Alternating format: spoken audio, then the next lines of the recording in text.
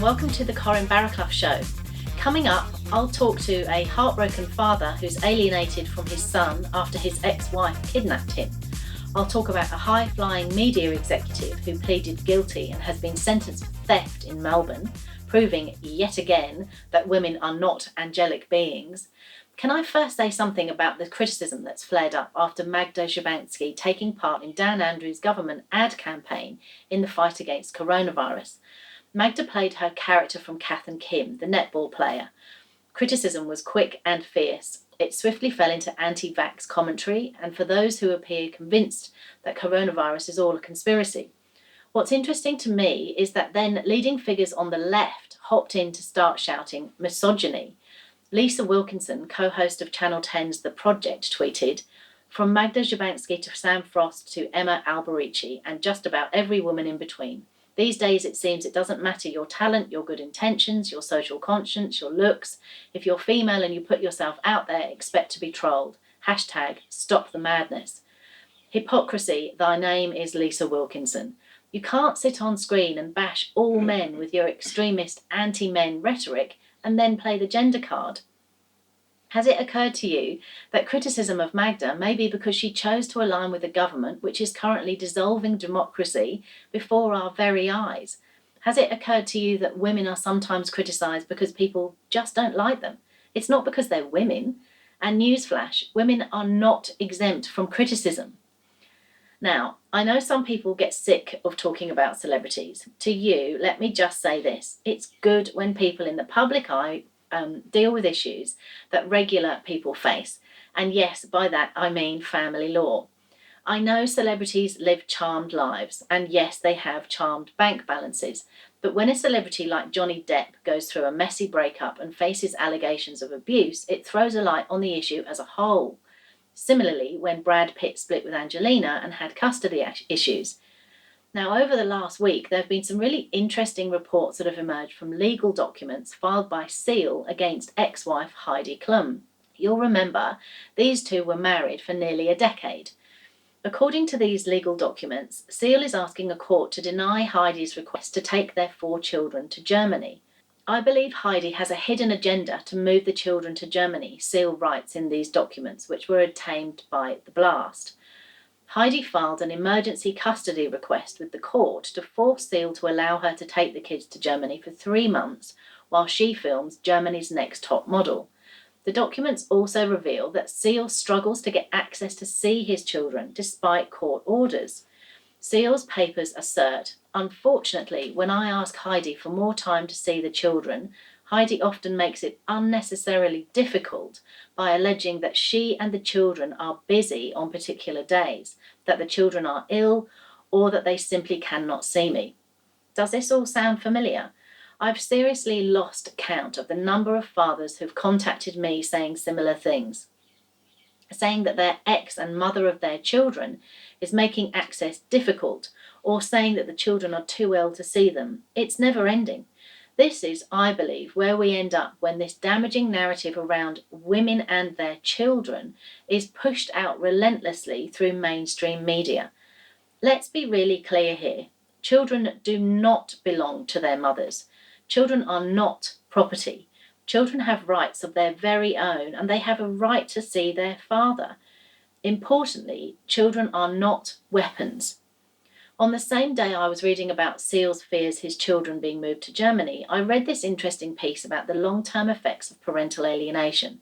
Remember that left-wing, gynocentric media like to pretend that parental alienation doesn't exist. That is complete rot. As this article points out, and I'll quote from it here, the results are devastating for the alienated child and can last a lifetime. Not only does that child miss out on a lifetime of having an enjoyable and fulfilling relationship with the parent they've been conditioned to reject, they also develop some serious pathological behaviours and attitudes that carry into their adult lives. I'm so passionate about this subject because I've lived it. Some of the issues that alienated children can suffer from include difficulties in forming and maintaining relationships, lack of ability to tolerate anger or hostility, depression, addiction, and on the list goes. This article speaks about an unhealthy entitlement to a sense of rage, which I find especially interesting. The piece says they've been rewarded for being hostile and angry towards one of their parents, and this rage stays there and can be triggered at any time. So interesting. Perhaps these irritating fembots who like to screech about toxic masculinity could engage their brains and actually consider the long-term damage being caused to fatherless children thanks to parental alienation. Children deserve fathers. And before any of my loudmouth critics try to shout me down and pretend that good fathers aren't denied access to their children, let me get straight on with my interview and introduce Scott Odell. I came across Scott's heartbreaking story of parental alienation in a PA Facebook group. Let's have a listen, and a warning, this is very emotional. So, Scott Odell, thank you so much for joining me. You're going to tell me your absolutely heartbreaking story of parental alienation. Please, can you tell me what you've been through? Well, almost 2 years ago, I had been living here for several years with a woman I had married who was originally from Colombia. She was living in France at the time. She was studying international law. She had spoke 3 languages. I had met her on an airplane in an airport in New Jersey when I was attending a funeral near Christmas. She was traveling from France to New Jersey to Miami and then to visit her family. So we met in the airport. We started a friendship, and then we were talking through WhatsApp for a few months. Then she came back from France and visited me. We fell in love and decided to get married. And then several years into the marriage, we had a child, and a lot of her family hadn't seen the baby. And, she had said she wanted to go on a vacation, to take the baby. But at that time, she didn't really have proper paperwork. She had a visa, but, we had to wait for her to get her full residency in the United States. So she had told me that she was going to apply for a temporary hardship permit so that she can see her family. Her brother had been assaulted in Colombia, which was true, and one of her grandmothers had died. So she led me to believe, and we filled out a letter and sent it to the government, and she told me it was approved. So we went on a vacation for 2 weeks, and at the end of the trip, she told me that she wanted to stay in Colombia and that I could come home and I could sell my home and prepared to live in Colombia with her. And I said, well, I'm not leaving my child here without me. We need to talk about these kind of things. And she refused and said, I'm not getting on the airplane. And I just said, well, we're going to have to go to the United States Embassy right now because I'm not leaving my son in this country. So we went to the embassy, and the embassy, the U.S. Embassy in Bogota, and the embassy was closed. And then I saw that they were taking my son away in the streets. So I, was screaming and yelling, help me, please. I'm an American citizen. My son is being, taken from me and abducted. And they said, well, we can't really help you right now because we're closed on Sundays. We're open tomorrow. And then the Colombian police came, and then I guess she told them that he wasn't American and that he, had Colombian paperwork, not a U.S. passport. I didn't have the birth certificate. I didn't know what was happening. I didn't have any way to prove that he was my child. So I was frantic. I was screaming, and I couldn't. I don't know how to explain it to you. It's like a movie. But Yes. They wound up taking us to a police station, and I didn't speak the language very well, so I really couldn't explain myself. And she had a lawyer friend come that she had known for a really long time say that he was not American. So they couldn't do anything for me. So I got back I got back to the airplane, that the flight was scheduled for 2 hours back to the US. And as soon as I came home, I called the FBI and then the State Department to explain what had happened. So then we started the process for the next several years of trying to get him to come back here. And you found out at that point that all of this had been planned in advance. Is that right? So that you were told that you were just going on a vacation. Yes. But she had done a lot of plotting and scheming in the background. Yes, as soon as I got home, then I started to do research. I talked to the State Department. They had said they were, asked me what decisions I wanted to make in terms of what kind of case I wanted to open. So I opened the Hague Convention case, which basically is, I think it's 90 countries, around 90 countries, are in this treaty. And it basically says that if a child is abducted from a partnering member of the treaty, that they have to go back to their country of habitual residence where the child was living. So I opened that case, but in that time of waiting, I went to the job that she had, and I thought she was going on vacation, and they told me that she had quit the job, and told me that it was closed for the 2 weeks that that we were gone. And of course I went to the lawyer that did our papers, to establish her residency, and they told me that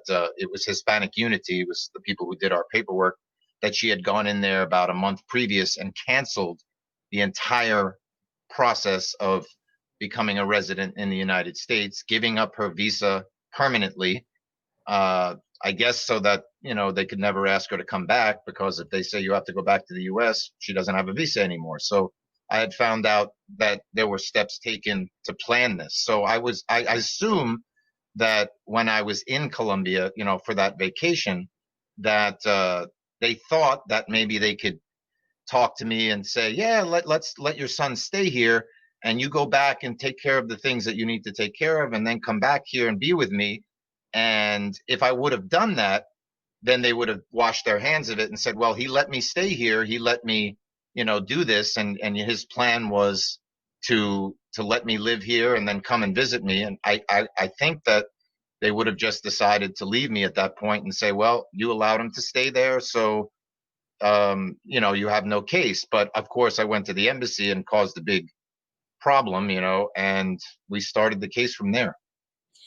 And look, I'm sure this is really hard to talk about. So I know we're kind of stuck between that, you wanting to tell your story and get the word out there, and Sure. me dragging up painful memories. But tell me what it was like sitting on that plane coming home, and then what you came home to, because you had left as part of a family with a Sure. child. Sure. And Well, the first thing I did was I went to the airport bar, and it was closed, and I was crying. I was very sad.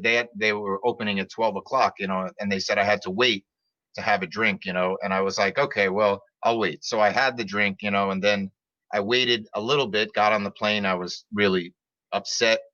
And of course, when I was on the plane, I asked the steward for another drink, and I asked him, he asked me the story, and I told him, and then he just said, you know what, here's two, just take it, you don't have to pay, I'm really sorry that this happened, and I just went home. And then when I got home, I realized by looking through the things and seeing that her clothes was still here, all the toys, the furniture, that I started to look for his passport, which he said that was here, and of course it wasn't, his US passport, and of course all his documents were gone, his birth certificate and our marriage license, everything. So I had to go to the Bureau of Vital Statistics and get all that stuff again. But I mean, it's crushing. It's crushing because you realize what just happened. You lost your child. I was used to going to sleep with him every night, and I've said this before. I got used to hearing his heartbeat, next to me. I got used to feeling his breath. I got used to waking up to his smile, and then all of a sudden he wasn't there anymore.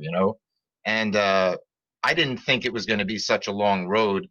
Uh, these cases are supposed to be handled in 6 weeks, yeah. but I guess their justice system is incredibly slow.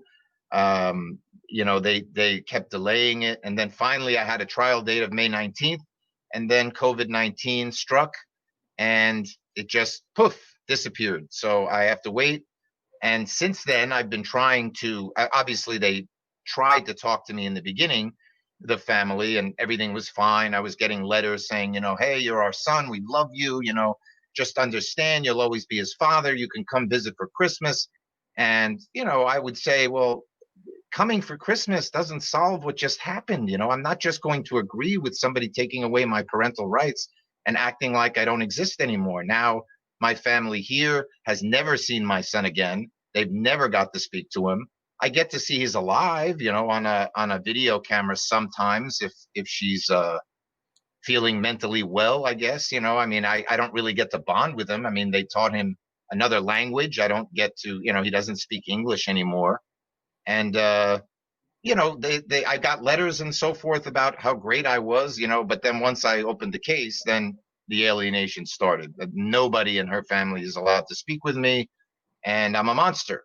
After of course the charges came down, then it was, well, I did it, but he abused me. I was physically abused, economically abused, gender abused. I was everything, every kind of abuse you could imagine, with no proof, nothing. I mean, I never even had a letter or a text message using profanity. So I I want to defend myself, but I haven't really been able to talk to anybody. The State Department seems to be dragging on this, and they said a lot of parents are suffering all around the world because everything is at a standstill. They have to rely on what a foreign government is going to do. Yes. So how much did you know before about parental alienation? Not much, not much. I mean, I just started researching it, after trying to figure out why somebody would be doing this. It didn't make any sense to me, and of course she fit a lot of the categories that and the signs that I had seen, with people just thinking about themselves, that they don't have any empathy for anybody that may have loved the child. I mean, they feel that they know what's best for the child and only they know what's best. So I've always believed that both parents should have responsibilities and have a part in the child going to school and their diet and who their friends are, but I have not been able to make any decisions like that. I'm not allowed to call her school. That's a school that they put him in. Everything has to go through her. And in the beginning, her parents were trying to let me see that, my child when she wasn't around, but then she found out about that and said, no, that's only has to go through me. I have to be in the room. I have to hear what he says. And they're forbidden. Everybody is forbidden from letting me see that Emmanuel, for forever, I guess, until a court can say that I'm still his father. Right now, I mean, it's been torture. I mean, I've had almost 2 years of every night nightmares because there's nothing I can do. He's just gone. And it's horrible to just see he's alive. I mean, he knows, he senses that that she doesn't like me or doesn't want me, as a part of her life. I don't know, but so when if she wasn't around, he would probably, enjoy talking to me. But he knows, so he knows that if he bonds with me, it's probably not good. So that's what I know about alienation. Yeah. And tell me how hard all of this has been on your mental health. Like how have you even been coping with that? Well, you have to do things that are very healthy. It tortures your mental health. I mean, you never have a good day. I mean, you can't enjoy life. I mean, you can distract yourself by finding hobbies. I mean, obviously you can't drink or do drugs. You have to, try to exercise. Anything you do that's like that is going to make you very depressed. So, or it will make you not control your emotions very well.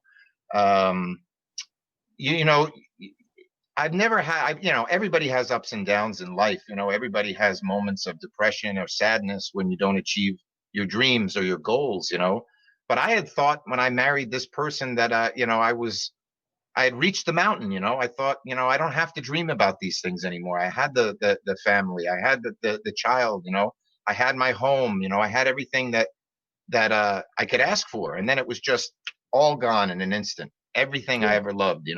So there's never an easy day. I mean, you have to work very, very hard to try to just survive mentally. You have to go to work. You have to try to make money.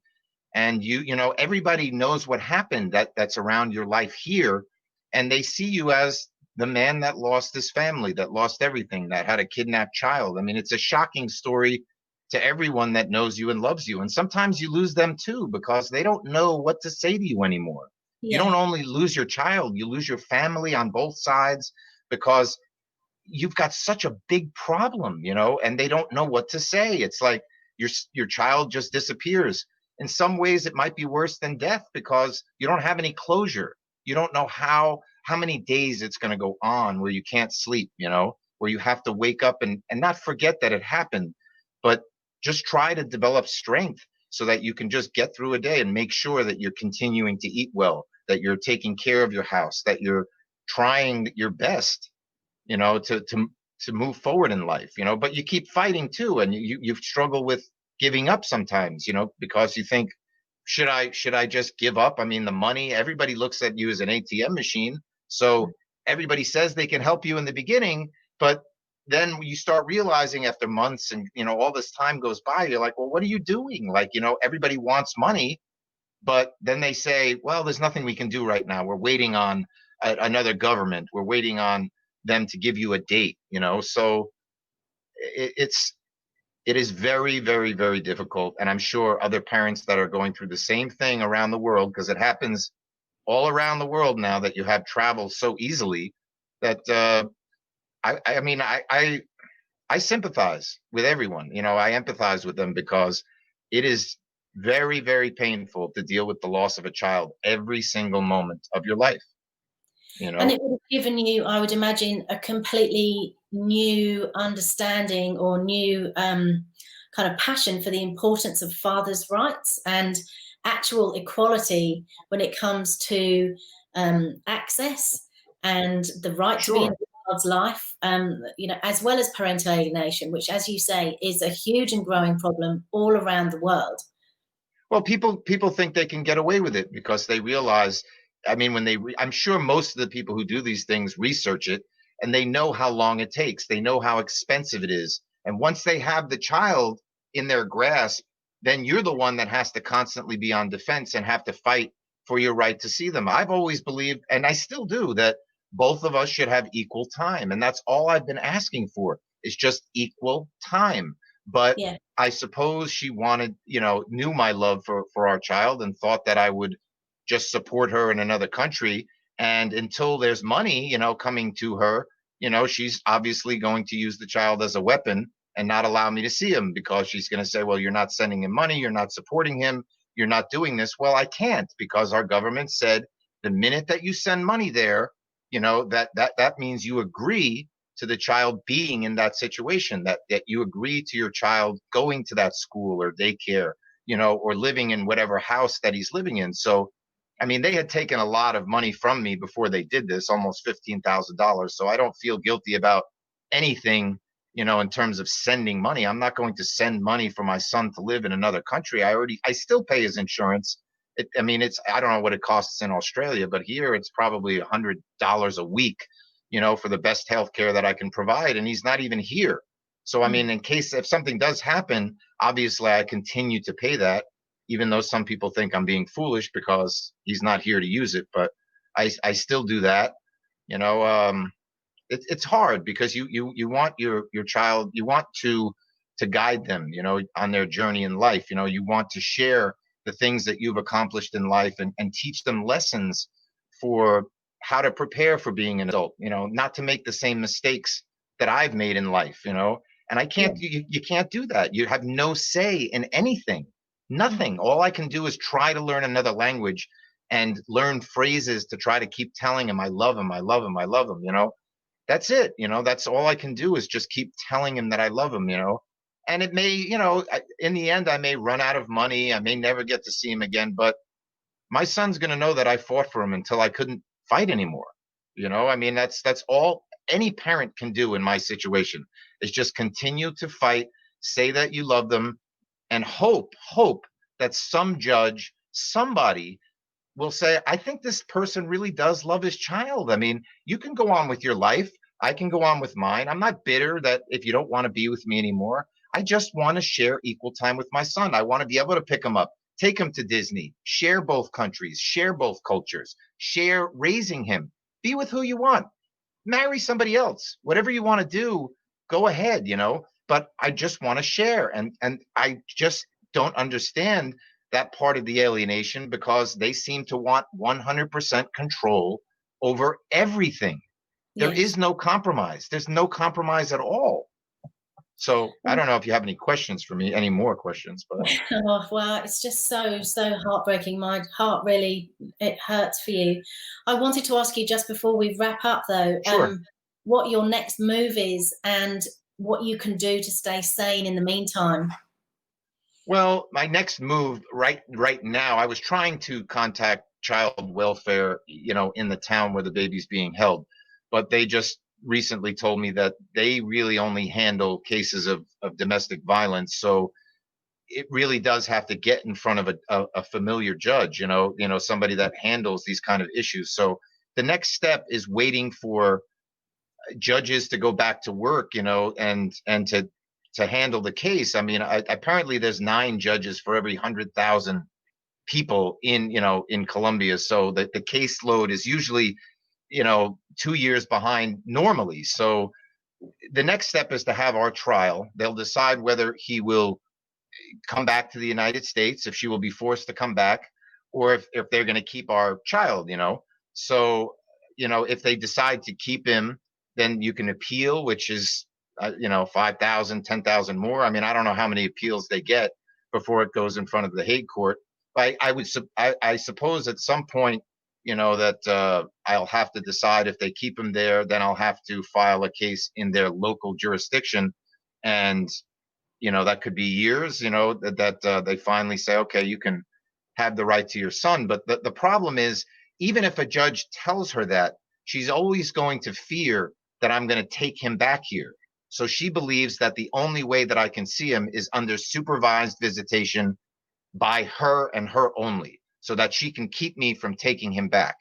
So I don't know if she's ever going to, even if they tell her what to do, if she's going to allow it, because obviously when people commit these crimes, they think that you would be the type of person to do that too.